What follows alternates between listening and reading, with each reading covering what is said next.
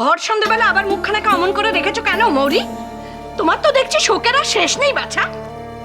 বারবার এক কথা বলে যত অশান্তি যত অমঙ্গল ডেকে আনছেন আপনি নিজেই। কি কি বললে তুমি? না কিছু বলিনি।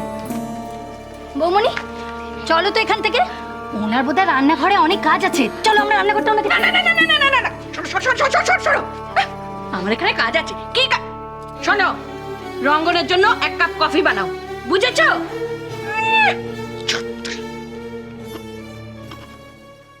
কিরকম ভাগালুম বলো। বলতে গেলে খুব খারাপ শোনায়। ননদের সংসারে এসে গ্যাট হয়ে বসে আছে, সারাদিনে কোনো কাজ করেন না, শুধু হুকুম আর হুকুম।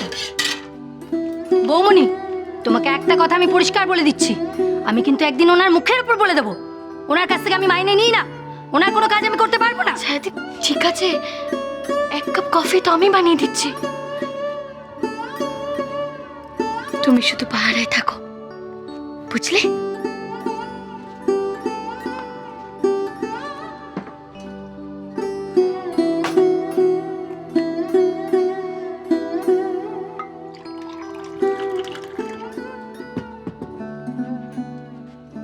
বৌমনি অর্ক দাদা সারা পেলাম মনে হলো, ওর জন্য 1 কাপ বানিয়ে দিও।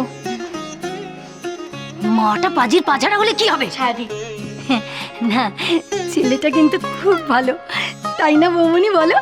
খুব ভালো ছেলে। পাহারায় যাও।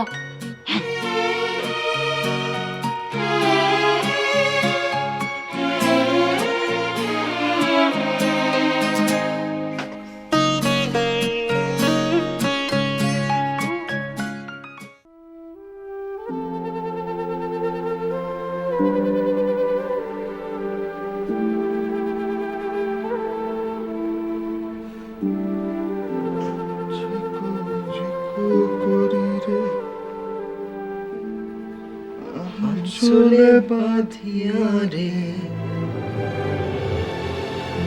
যাইনি মন গৌরীপুরের হাট রে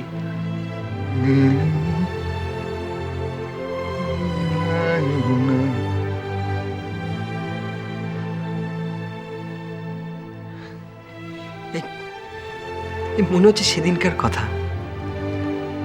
আমরা কেমন সবাই মিলে নিখিলের জন্মদিনে পলাশডাঙ্গা গেলাম, আর আজ কাল আমি যখন মহুয়ার সাথে কথা বলছিলাম তখনও আমার ওই এক কথাটাই মনে পড়েছে। আরে নিখিল যে সত্যিকারের নেই, আমার এখনো কেন জানি না বিশ্বাস হচ্ছে না। কত আবোল তাবোল আড্ডা মেরেছি। একটা দিন আমরা সবাই মিলে যদি এখানে না আসতাম, আমাদের কেমন মনটা আনছান করতো। আর এখন সবাই যে যার কাজে দূরে দূরে চলে গেছে। কিন্তু নিখিলের মতন এত দূরে আর কেউ চায়নি, যেখান থেকে ফিরে আসার আর কোনো উপায় নেই।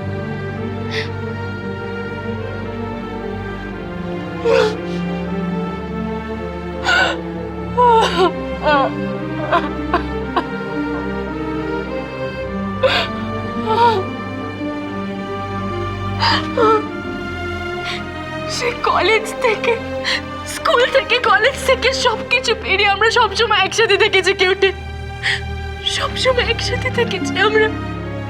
আর এখন নিখিল আর যাবে না আমাদের সাথে মুভি দেখতে। বল না রে, আর কখনো যাবে না নিখিল। আর আমরা রাত জেগেছি কি আর কখনো আড্ডা মারবো না কিউটে? কেন কিউটে? নিখিল কি আর কখনো আড্ডায় আসবে না? ও কি আর কখনো আসবে না আড্ডায়? আর আমাদের প্রবলেমসের সময় আমরা কি আর একে অপরের পাশে থাকবো না রে? হ্যাঁ আমরা থাকবো না কিউটে? বল না, এই ব্যথা আমরা থাকবো না রে। নিখিল কেন গেল আমাদের? নিখিল কেন আমাদের ছেড়ে গেল এভাবে? আমার ভালো লাগছে না কিউটে। কেন নিখিল বল না তোরা, কেন কিউটে? বল না কিউটে। রে আমার, কেন কেন নিখিল আমাদের ছেড়ে, আমাদের নিখিল কেন গেল, কেন গেল?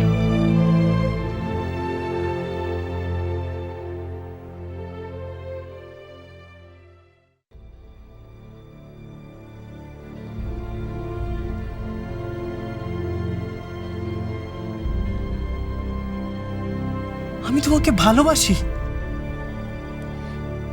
এইসব কথাগুলো এখন খুব খেলো লাগছে ওর খুব।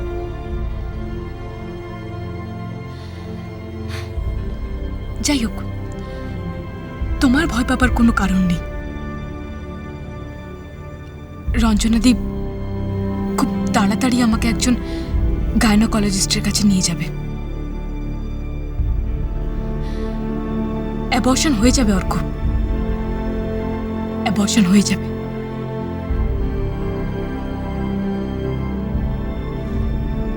মহুয়া,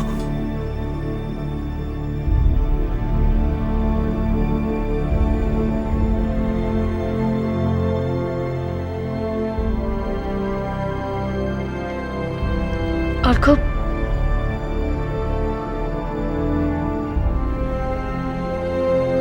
অর্ক, হ্যাঁ? এমন উদাস মনে কার কথা ভাবছো? বিশেষ কেউ? প্রদীপ, তুমি? আমি রঙ্গনের জন্য কফি বানিয়েছিলাম। তুমি ফিরে এসেছো দেখে তোমার জন্য কফি নিয়ে এলাম। বললে না তো কার কথা ভাবছিলে? না না, কেউ না তো। কেউ তো নিশ্চয়ই, কেউ যে আছে সেটা তো আমি ভালোভাবেই বুঝতে পারছি। না হলে এমন আনবো না কেন?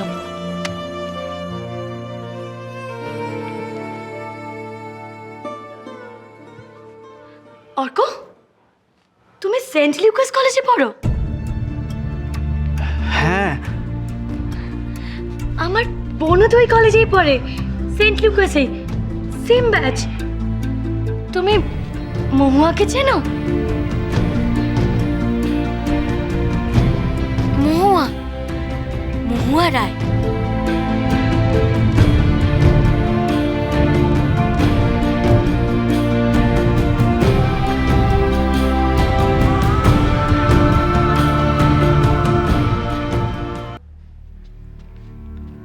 অর্ক, তুমি চেনো আমার বোনকে?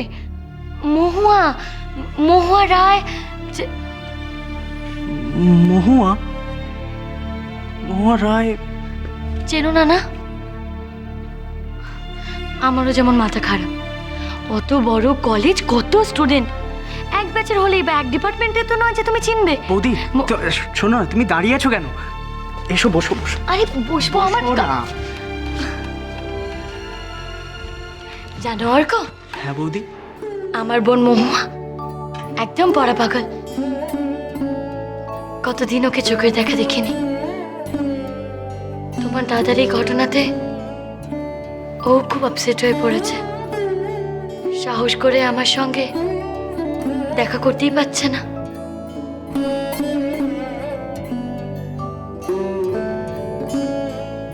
তুমি বুঝতে পারছো না অর্ক, আমার দিদির এত বড় বিপদের দিনেও আমি দিদির পাশে গিয়ে দাঁড়াতে পারছি না।